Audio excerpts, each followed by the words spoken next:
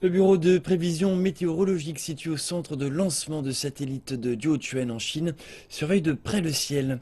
Nous avons interviewé le chef des prévisions météo dont le travail est important pour la réussite de la mission Tiangong-2. Une réunion météo se tient normalement tous les matins au centre de lancement. Kang Ling, le chef des prévisions météo, et ses collègues se réunissent pour discuter des conditions météorologiques. Avec le lancement de Tiangong 2 qui approche, ces réunions ont maintenant lieu 3 à 4 fois par jour. Si les conditions météorologiques sont bonnes, le lancement se fera comme prévu. Cela signifie qu'il aura lieu au cours de la dernière semaine. Nous avons énormément de pression.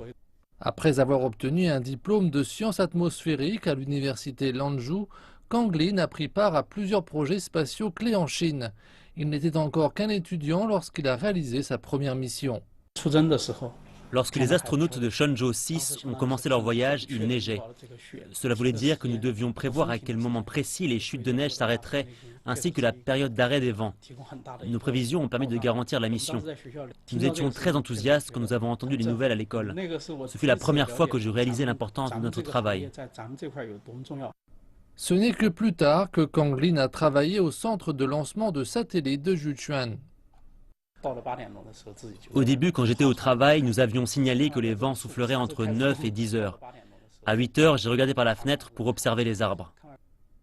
Kang Lin ne voit sa famille qu'une à deux fois par an. Ses proches habitent en effet dans la province chinoise du Sichuan, à plusieurs milliers de kilomètres d'ici. Mais Kang Lin se dit heureux de faire partie du programme spatial national. Il est d'ailleurs bien préparé à sa prochaine mission, le lancement de Tiangong 2.